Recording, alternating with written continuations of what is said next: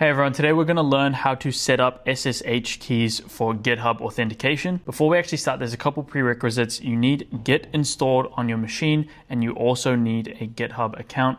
If you don't know how to do that, I'll leave a couple links in the description down below so that you can easily set yourself up and then you'll be good to go. Now, if you already know why we're doing this, skip to this part in the video and you'll just get a straight tutorial. But if you don't have any context, I'd recommend just watching the next minute or so and you'll get a little bit more context as to what SSH actually is. Now, here's what we're actually doing. We're setting up a secure way to connect our computer to GitHub so we can push and pull code. Now, GitHub used to let you use a username and password over HTTPS, but that was deprecated in August 2021. Now you use token-based authentication, and SSH keys are the standard method that developers use all around the world. SSH stands for Secure Shell, which I know is a bit weird. Why didn't we add another H on there? And an SSH key is what we call a cryptographic key pair.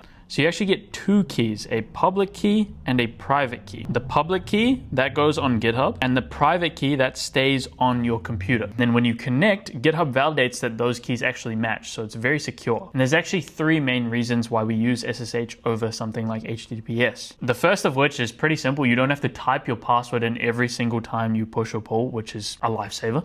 Second, it's more secure than password authentication. And third, it is just simply industry standard now. Every company that you join would likely need you to know this. For this, you can actually use any IDE or terminal. I'm using Cursor because I prefer it, but you can use terminal if you're on a Mac, or maybe command prompt or PowerShell if you're on Windows. And all of the commands you can copy and paste from the official GitHub documentation. Just check that you are in the right operating system, whether that be Mac, Windows, or Linux, but we will be covering this step by step. The first thing we actually have to do is check if we have existing SSH keys. There's no point generating new ones if we can already use what's there. Plus, if we have multiple keys, it just creates confusion for no reason. So the command that we want to run is this one right here. So we can go back into our terminal, paste it in, and hit enter. Now, what you're looking for here is a list of files. If you see files like id_ed25519 or .pub, then you already have some keys. The thing is, files ending in .pub are our public keys, and the files ending without it are our private keys. If you already have a key that looks like this, you can skip to step 3 and use that. Otherwise, if you want to start fresh, or if you have an old RSA key, delete it with this command that I'll show on screen right now. And the reason we're doing this is that RSA has been deprecated, so we want to be using the new convention. So for this tutorial, I'm going to be generating a new key and show you the full process. So in order to generate our SSH key,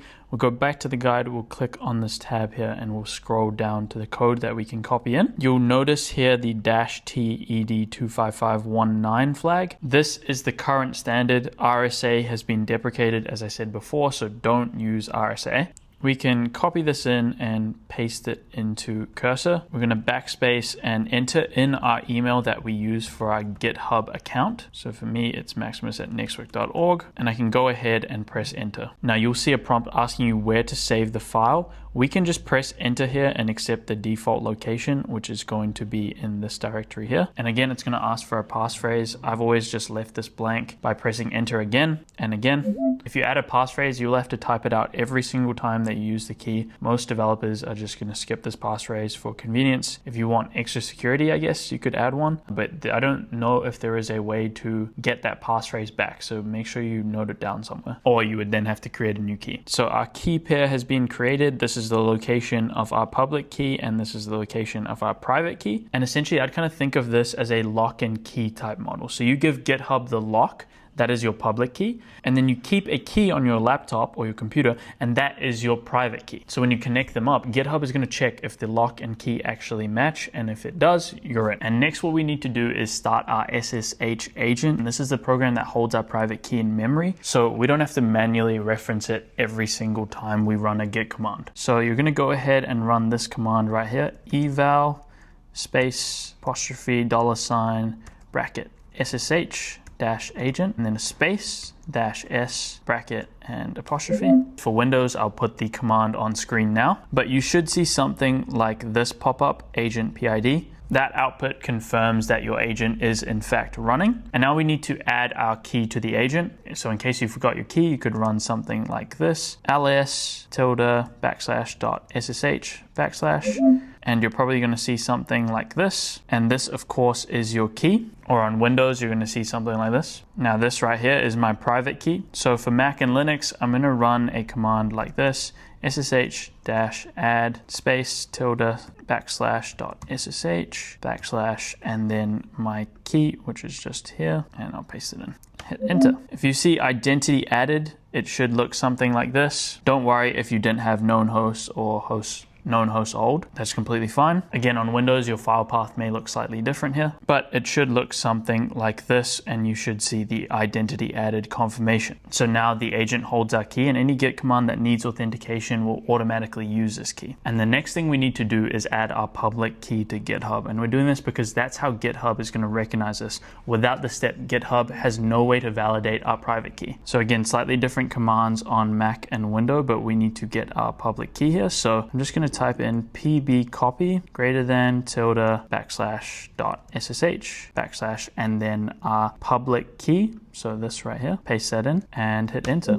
So the public key is actually attached to my clipboard now, and I can go back to GitHub, head to the top right hand corner right here, and go down to settings. Once I'm in settings, I can click on SSH and GPG keys, and then click on new SSH key. For title, I'm going to name it something like work laptop. If you have multiple computers, this just helps you remember which key belongs to which machine. And then I'm going to go ahead and paste in my key. If you see something like this, starting with your key right here, and then ending with your email, then you know you're on the right track. For us, this is an authentication key, so we can go ahead and click add, and you can see that we have successfully added in our key there. So now we need to test this connection, and we want to know if the setup is broken before we actually push code. So we can navigate back to GitHub here, and we can go to the test your SSH connection tab. We can just copy this to our clipboard, go back to cursor and paste it in. Now you might see something completely different to me, and it might say the authenticity of the host github.com can't be established.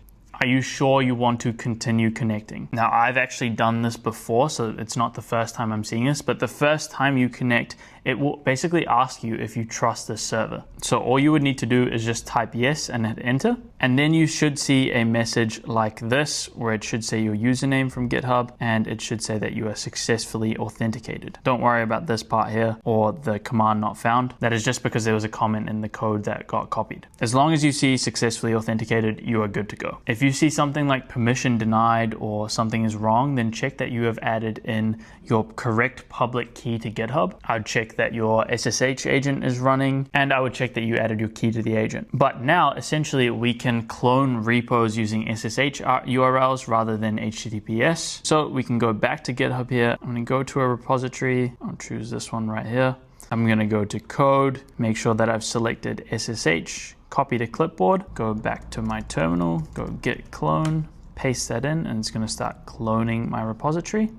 And I could make some changes here. I could change this to scale, love heart, and I'm going to add, I'm going to save this, add in these changes, git commit -m test push, and then I'm going to git push origin main. You'll notice that this push worked. I didn't have to manually put in my password. The SSH agent handled all the authentication automatically using our private key. So if I go back to GitHub here and I refresh, then you should see the test push in here. And if I click on Kubernetes, you'll see that the love heart is now showing. That wraps up today's video. And before you go, make sure you check out these hands-on projects. It's the best way to learn. You can put into practice all of these skills through step-by-step guides. Plus you also get documentation that you can share to recruiters on different platforms like LinkedIn, GitHub, or any other social media. The best way to learn is do things hands-on, break things, document it, so that you can actually showcase your skills to employers. As always, make sure to leave a like, subscribe, and I'll catch you in the next one.